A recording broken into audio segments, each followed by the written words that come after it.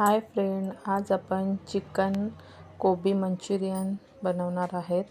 त्यासाठी कोबी, चिकन, कांदा, कॉर्नफ्लॉवर घेतलेला आहे. कोबीमध्ये चिकन घालून कांदा घालायचा, कॉर्नफ्लॉवर घालायचा आणि काही मसाले घालायचे, कलर घालायचा आणि चांगला एकजीव करून घ्यायचा. थोडीशी शेजवान चटणी पण टाकायची आणि चांगला एकजीव करून घ्यायचा. अशा प्रकारे तो गोळा बनवायचा आणि छोटे छोटे गोळे करून तेलामध्ये सोडायचे. अशा प्रकारे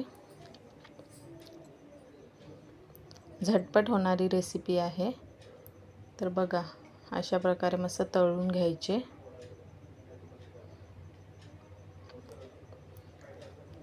खाण्यासाठी आता रेडी आहेत. अशा प्रकारे रेडी झालेले आहेत खाण्यासाठी.